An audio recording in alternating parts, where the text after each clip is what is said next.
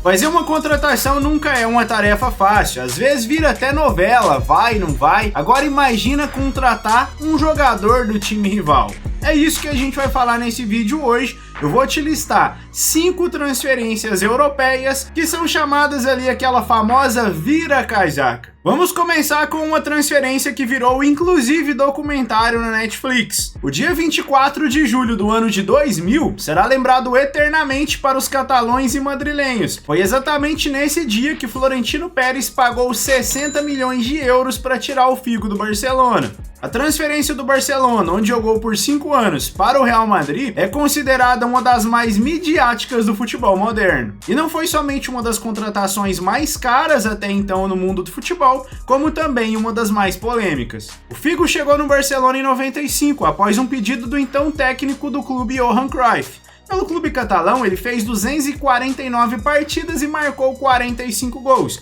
Em termos de conquistas, faltou só a Liga dos Campeões. Ele conquistou 2 campeonatos espanhóis, 2 Copas do Rei, uma Supercopa da Espanha, uma Recopa Europeia e uma Supercopa Europeia. E ele era um dos, se não o maior jogador de destaque no elenco naquela época. Florentino Pérez, que na época era apenas um candidato à presidência, deu a seguinte declaração: se eu for eleito presidente do clube, na próxima temporada o Figo vai ser jogador do Real. Florentino foi eleito no dia 17 de julho de 2020 e na outra semana o Figo era anunciado pelo clube. Inclusive, adiantando um pouquinho na linha de tempo, recentemente aí o Figo deu uma entrevista falando que resolveu aceitar essa transferência porque não se sentia valorizado no Barcelona. E a torcida do Barça ficou revoltada com o jogador. O que era amor virou ódio, a torcida do Barça tratava como mercenário e traidor. Em um jogo realizado no Camp Nou em 2002, a torcida dos culés chegou a jogar uma cabeça de porco no gramado quando o jogador se preparava para cobrar um escanteio. E a contratação do Figo pelo Real Madrid foi apenas um troco do que o Barcelona fez lá atrás com Luís Henrique. O então técnico do PSG chegou no Real Madrid em 91 e ficou por lá até 96. Pelo clube merengue, o ex-atacante fez 213 partidas e apenas 19 gols. Em disputas diretas contra o Barcelona, o Luís Henrique participou de 15 El Clássicos. Ele ficou ali na média, ganhou 5, perdeu 5, empatou 5 e fez apenas 3 gols. E o jogador teve uma atitude ousada após assinar com o Barcelona para a temporada 96-97. E não poderia ter um começo melhor. Jogando na sua primeira temporada pelo clube catalão, Luís Henrique marcou 18 gols na temporada e logo virou um xodó da torcida. Em uma entrevista, ele falou que trocou o Real Madrid pelo Barcelona porque ele não se sentia querido pela torcida do Real Madrid, o que aconteceu exatamente o contrário com a torcida do Barcelona. Ele ficou 8 temporadas nos culés e nesse período ele disputou 300 jogos e fez 108 gols. Seu desempenho no El Clássico foi bem superior, foram 8 vitórias, 7 empates e apenas 7 derrotas para o seu ex-clube. E a relação entre o Barcelona e o Luís Henrique era tão boa que no futuro ele voltou como técnico e conquistou a tríplice coroa. O Ronaldo Fenômeno foi eleito o melhor do mundo em 96, após fazer uma temporada espetacular pelo Barcelona, onde ele marcou 47 gols em 49 partidas. Porém, na hora de renovar o contrato, teve ali um certo desentendimento e ele foi jogar na Inter de Milão. E, inclusive, no seu novo clube ele ganhou o apelido de Fenômeno, mas também passou pela fase mais turbulenta da sua carreira. Após sérias lesões no joelho, muitos davam sua carreira como encerrada. Porém, em 2002, o jogador deu a volta por cima e ainda ajudou o Brasil a ser campeão da sua última Copa do Mundo, sendo artilheiro do torneio. Florentino Pérez viu o jogador retomando seu auge naquela época com o projeto dos Galácticos, não perdeu tempo e foi lá e contratou o jogador. Esse foi o primeiro vira-casaca do Ronaldo e ele atuou pelos clubes merengues por 5 temporadas e marcou 105 gols. A segunda viria na metade da temporada 2006-2007. O jogador, que já enfrentava problemas físicos e com a balança acertou a sua ida para o Milan, time arquirrival do seu outro ex-clube, a Inter de Milão. Pelo Milan, Ronaldo teve mais uma grave lesão e por isso teve uma passagem bem discreta. E alguns torcedores do Flamengo ainda têm uma certa birra com o Ronaldo. Em 2008, o jogador que passava por uma lesão utilizou ali o centro de treinamento para poder se reabilitar.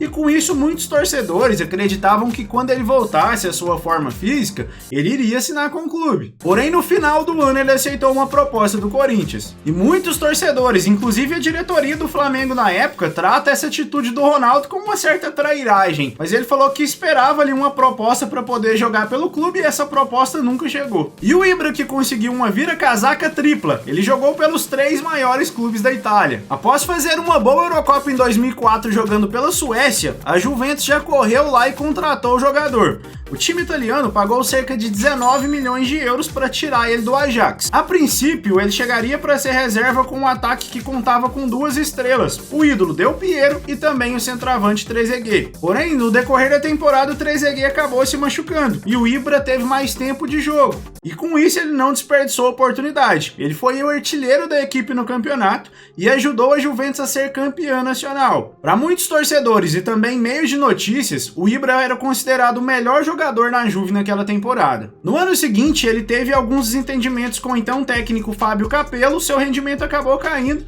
mas a Juve conseguiu ali ser campeão da Série A novamente. Mas nem tudo era uma maravilha. Após aquele escândalo de manipulação de resultados, a Juventus foi rebaixada para a segunda divisão. E aí o Ibra, que não era bobo, começou já a negociar com o Milan. Porém, veio a Inter de Milão como um carro de Fórmula 1, atravessou a negociação e assinou com o sueco. A ida de Ibra para o maior real da Juve gerou uma revolta nos torcedores da velha senhora, ainda mais por ter sido a Inter a herdeira dos títulos perdidos da Juventus por causa do esquema de manipulação de resultados. O Ibra ficou por 3 anos na Inter, onde ele conseguiu ser tricampeão nacional, e ele saiu para o Barcelona em 2009-10. Lá no Barcelona ele não conseguiu ter todo o sucesso esperado, teve alguns atritos com o técnico Guardiola e então ele retornou para a Itália na temporada seguinte. Porém, aí sim o seu destino seria o Milan, o maior rival da Inter, o que gerou novamente uma revolta nos torcedores. E no Milan ele viveu um dos melhores momentos da sua carreira. Na primeira temporada ele já ajudou o clube a se tornar campeão nacional, o que gerou ali uma certa idolatria pelos torcedores. E nessa primeira passagem ele conseguiu fazer 56 gols em 85 partidas. E após sua passagem pelo Milan ele ainda jogou no PSG, Manchester United e Galaxy. E em 2020 ele voltou para os Rossoneri, onde finalizou a sua carreira em 2023. E agora o caso curioso do jogador que consegue ser odiado pelos 2 times da cidade de Manchester, o United e o City. O Tevez chegou no United por empréstimo de 2 anos depois de ter passado a última temporada no West Ham, onde ajudou o clube contra o rebaixamento. Na sua primeira temporada pelo clube de Manchester, ele marcou 5 gols na Liga dos Campeões, ajudando o clube a ser campeão em cima do Chelsea. Ao todo, em sua primeira passagem pelo clube, ele conseguiu marcar 19 gols, formando aquele ataque letal junto com o CR7 e Rooney. Mas na temporada seguinte, o então técnico Ferguson deu a preferência para Berbatov no comando do ataque, e ao final da temporada, mesmo querendo continuar no clube, o United optou por não exercer a compra do Tevez. Porém, ele continuou na cidade de Manchester. O então novo rico do futebol mundial, Manchester City estava atrás de jogadores renomados e viu em Tevez uma boa oportunidade. E o atleta não decepcionou, ele marcou 22 gols nas suas 30 partidas, e ainda mais se destacando bastante contra o seu antigo clube. E quem conhece o Tevez sabe que ele gostava de fazer umas comemorações provocativas, né? E ele não cansou de fazer isso contra o Manchester United. Porém, o City conseguiu ficar apenas em 5º colocado na Premier League e dessa forma ficou fora da Champions League.